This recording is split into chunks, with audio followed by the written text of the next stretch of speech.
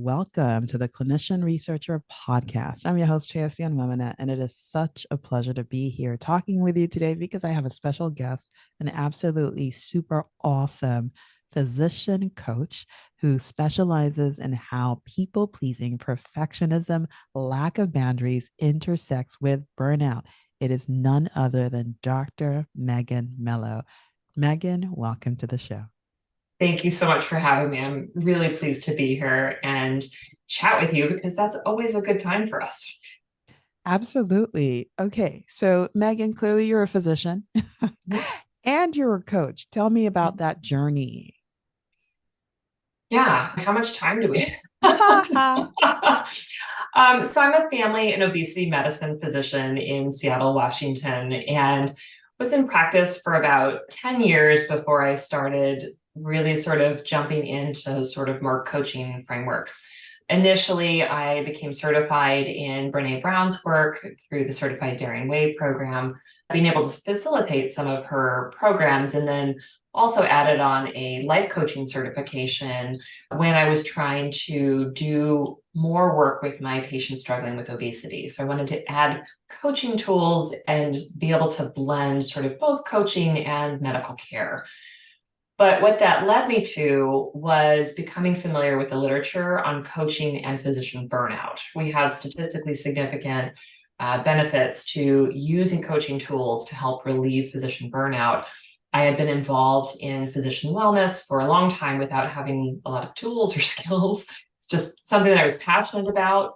But being able to get trained as a coach and use these tools now with physicians has just made a tremendous difference for my life and the people that I serve. It's about relieving the stress.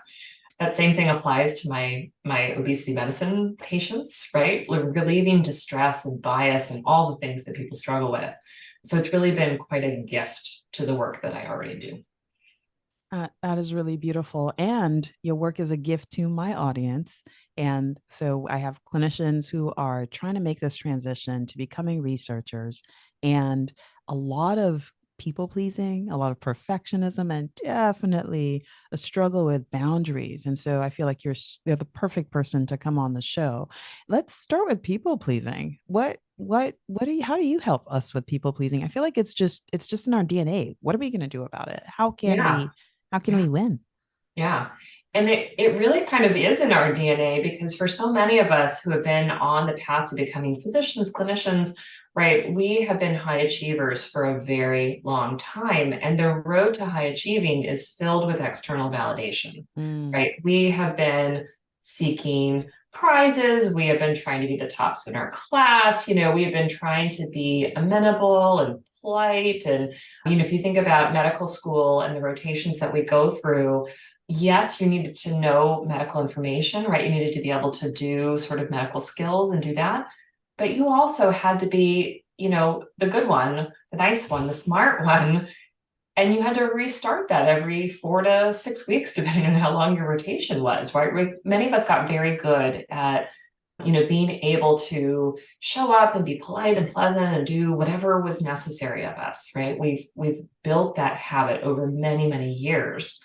And when we transition into our attending roles or, if we're trying to do anything else professionally, no one tells us that we could turn that off. No one tells us that we no longer have to go seeking the gold stars. We still want to do high quality work, but the higher achiever we are, right, the higher we are on the ladder, the less of the little stuff that we have bandwidth for, right? We mm, need to be much more focused. And so when I'm working with someone, it's really about recognizing the discomfort that happens when you consider saying no, right? When you mm. consider setting boundaries, when you are trying to advocate for what you need and want and getting all this pushback, because that's Mm. very real.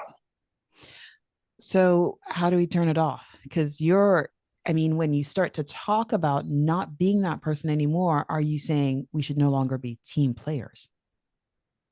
That is often the language that is used against us and often the language that keeps us stuck.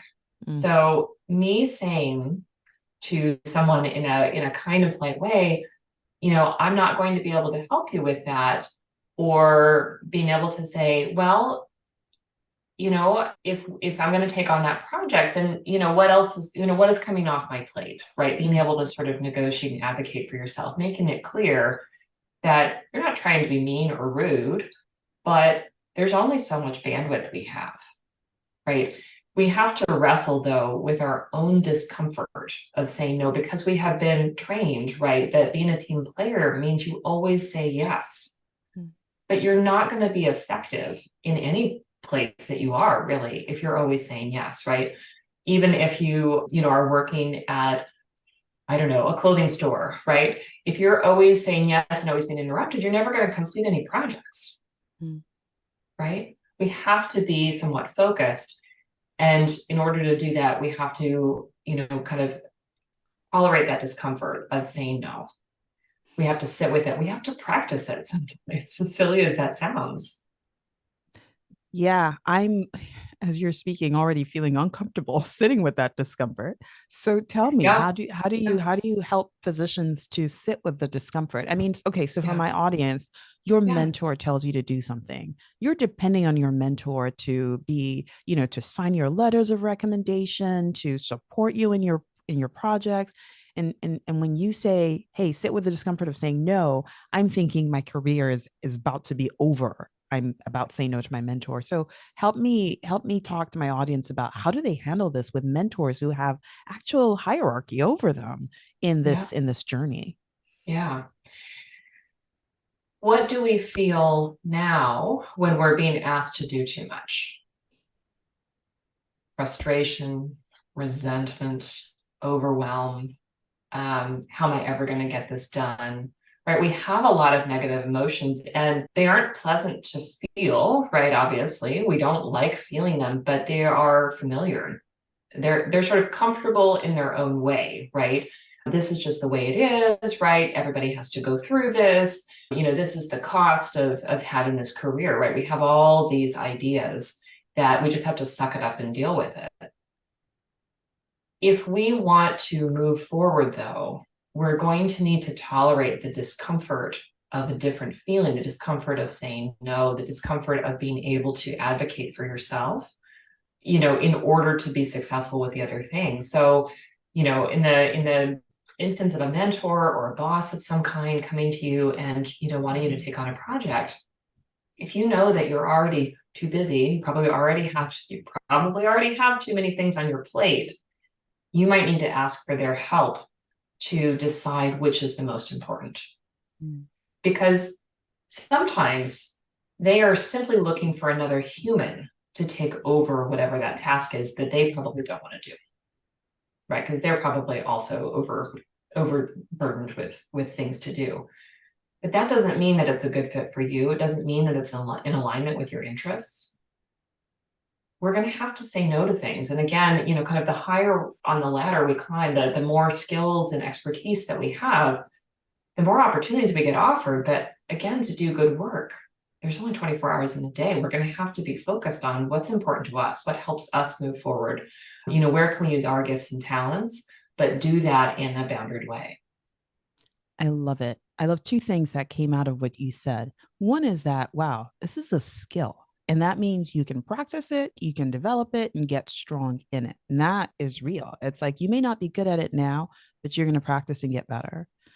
The second thing is I love the way you talk about sharing with your mentor. Oh, great. This is a great opportunity. And what of these other things on my plate do you recommend I take on this work?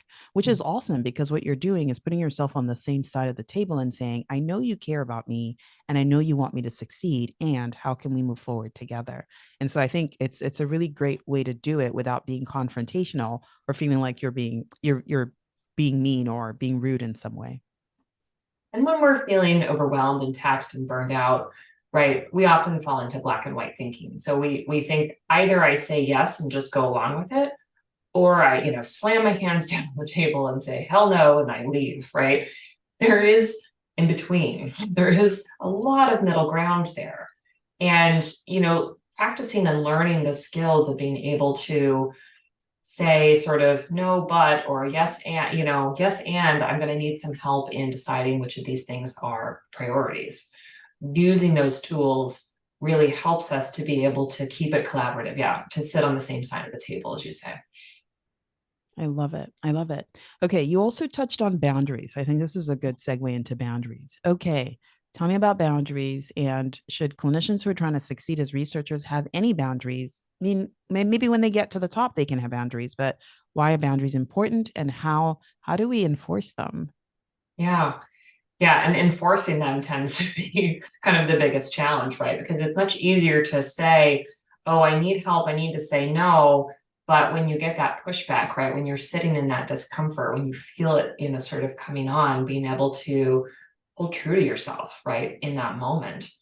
It doesn't all happen at once. When I think about boundaries, I really love Brenè Brown's sort of guidance on that. She talks about living big, Mm. boundaries, integrity, and generosity. What boundaries do I need to have in place for me to stay within my integrity, making the most generous assumptions of other people? So if we think about that in the clinician researcher space, right, the integrity piece is about producing high quality scientific progress, clinical research. The generosity is assuming that everybody is doing the best that they can and trying to say, with what I've got, with where I am, what am I able to accomplish? And what do I need to say no to? Right? If I've got some kind of a big project that I'm working on, then I'm probably not going to be able to, take on other little tasks, especially ones that don't require my expertise. Maybe when I'm not working on a big project, I would pitch in, but during that time, I'm just going to have to say no. Right. And that might be social engagements, right? That might be, yeah, I don't bring, cupcakes to the birthday party. Uh, or I don't bake, my own, something like, it can be that life stuff too, that I let myself off the hook with thinking I have to do things in the same way that I always do them in order to, kind of complete this project the way that I want to. Wow. You make it sound so easy. I But don't think it's easy. Let me just say that I don't think it's easy, and I think that's why a lot of us run into trouble, right? We might try to set a boundary somewhere. We might say no to somebody, and we might feel really good for a moment, right? After we've sort of wrestled with the discomfort, but somebody's going to come and ping again against that boundary, right? It's not just going to happen one time. It's that maintenance, right? That ability to hold your own values, to know what's important for you, and to be able to kind of keep that fence around and say, no, I'm protecting my time or my energy in this way. And because of that, I'm going to need to say no. Or I'm going to need to, kind of ask for more help. It can look a lot of different ways. yes, and it speaks to what you said earlier about black and white thinking, especially when you are burned out. And the reality is that there are many ways to present your boundaries and to enforce them without feeling like you're fighting all the time. Yeah. All right. Well, let's talk about perfectionism. Okay. So sometimes my members of my audience will say, well, perfectionism is necessary. If you're trying to submit a Mhm. grant, it better be perfect. I mean, and Mhm. honestly, you've got to be really good. And so, Yeah. how do you let go of perfectionism when you absolutely need it?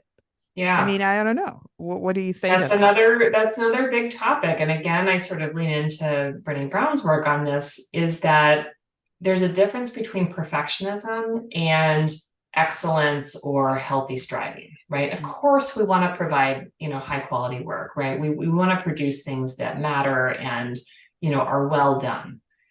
But perfectionism is really about a fear of shame, right? A fear of failure.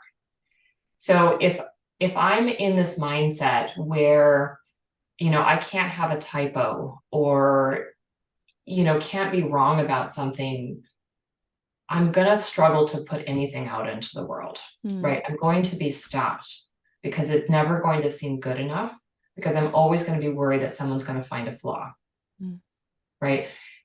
We know that, kind of in the medical literature and research world, right, that we will find answers in some studies, and then other studies are going to come along and they're going to debunk whatever we've seen, right? We know that, right? with that statistic, that half of what we learned in medical school is obsolete within 5 years or something like that, right? We know that things are always changing, and that includes the work that we're doing all the time. We want to produce high quality work, and we want to get it out there. And so we're going to have to let go of this idea that if I don't have it all perfectly perfect, maybe I'll just add on this little extra piece, maybe I'll just revise it again, or maybe I'll just do this. We're never going to get it out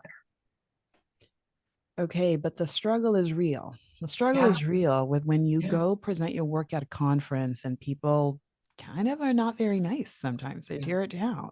And yeah, so when you go to publish the manuscript, you are afraid to put it out into the world because sometimes the criticism is harsh.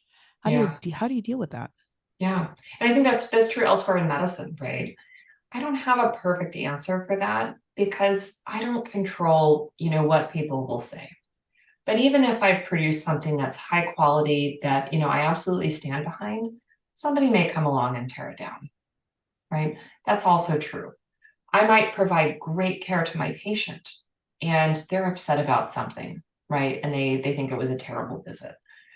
I don't control what other people think. So what I need to do is to stand behind my own work, to know that, I control how I think about it, that I'm a fallible human, but I work hard and I produce high quality work. And I'm going to need to push forward with that, knowing that none of us is infallible. None of us actually is perfect. And the people who are being so harsh and so mean have probably been treated that way themselves and probably would love for it to be different. But until we start practicing doing things differently, right? If we bring a different tack to academic medicine, right, to clinical research, until we do that, until we push for that, the culture won't change, right? I'm sure that you don't want to be that person who's sitting there tearing down somebody else's work. You may need to give them feedback. You might want to, point out if there's a problem, but we don't need to attack the person in order to do that. Right? We can be kind, we can be clear, we can be direct and create a different environment. Hmm. Yeah, the environment we wish to see. Yeah. Yeah. One of the things that I feel like you allude to is the need for radical self-compassion, which I think is a prelude to being able to have compassion on others. And some of that tearing down that we see is people who are struggling with their self-compassion. And so, of course, how can they treat others with gentleness? Can you speak a little bit to how can our clinicians and our scientists develop more self-compassion? Yeah. And I think often it's very easy for us to have compassion for others, right? We love our friends, our family, our pets, perhaps our colleague. We have a lot of compassion for what other people are going through. If your friend called you and they told you they were just diagnosed with cancer, or they were really behind on a major project, or had a bad outcome, we wouldn't sit there and shame and blame them, right? We wouldn't do that. And yet we might do it to ourselves quite by default, right? We might, say I missed a deadline, right? Or made a mistake or had a bad patient outcome. And I sit there in the energy of I'm a terrible person, I'm a terrible doctor, I shouldn't be doing this, even though I keep doing it probably, right? Because now I feel obligated to make up for it. That doesn't help any of us. It doesn't help me, it doesn't help our patients, right? It's a terrible place to live. And you would never do that to your friend or your child or even your pet. So when we're thinking about self-compassion, when we hear those voices in our head, when we have that energy going on, taking a pause and saying, would I ever say that out loud to another human? No, I am a human. I do make mistakes because we all do. It's normal for me to feel this way. It's normal for me to feel bad about something if something bad has happened. And I can be here with myself. I can be here with my feelings, right? So much of, kind of the major problems with medical culture is we've been taught to push our feelings down, pretend we don't have them, to be just these wonderful, caring, compassionate human beings who don't have feelings of our own, right? But so many of us are sitting on top of like years and years of frustration and resentment, and we're just kind of squashing it down. That is not benign. And that includes when we think about sort of our compassion for ourselves. We need to be able to believe that we are valuable human beings, that, that we will make mistakes, that we can have our own back, even if we're in kind of toxic cultures.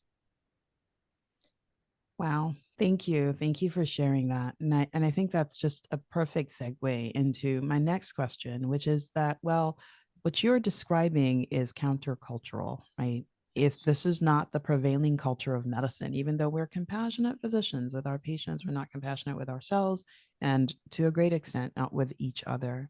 And so for a faculty member who wants to practice radical self compassion, who wants to start to change the culture by changing themselves, how can they connect with you? How can they connect to do this work?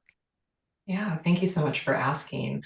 I currently work one-on-one and in groups with physicians, and we do this kind of work exactly. So we are looking at our situations and trying to untangle and unpack all the layers of things. People can find me at my website, which is www.healthierforgood.com. And I am a fellow podcaster, and my podcast is all about these topics. So that is ending physician overwhelm. And so for anybody who's out there listening to us on their favorite podcast player, they can certainly find my podcast there as well. Awesome. Okay. And I will put that information in the show notes as well. Megan, it's been a pleasure to talk with you, and you shared so many incredible insights that I know are going to be helpful to so many. I wonder if you have any closing comments, anything that we haven't talked about that it's important for you to mention. Yeah, I think I'd just like to circle back to that counterculture because that really comes up a lot. And I think that, I especially see that in the women physicians that I coach who are working so hard to often fit into these sort of patriarchal, hierarchical systems. And there's an extra layer there, right, of trying to be countercultural when you are already othered. Finding safe spaces for you to feel cared for and nurtured, whether that's in a coaching, a therapy, a group, your family, your friends, right? Having safe spaces where you can feel really nurtured and taken care of is really important. That isn't weakness. We as humans need compassion and connection for ourselves. And so, even if the dominant culture where you are is not supportive and not, kind of conducive to that, please find your space, find your safe space, get the help that you need, because we all deserve that. That is beautiful. And thank you. I feel like that's a perfect way to end today's show. Everyone, you've heard Dr. Megan Melo. Wow, it is countercultural. And especially if you are underrepresented in the academy in any way, it Mhm. becomes even more challenging. Definitely seek help, seek community that will support you, and reach out to Dr. Mello if you are struggling with perfectionism, burnout, and people pleasing, which I think is most of us. So definitely check her out. Megan, thanks again for being on the show. Thank you so much, Tracy, for having me. It's been a pleasure. All right, everyone. We'll see you again on the next episode of the Clinician Researcher Podcast. Please share this episode with someone else. Take care.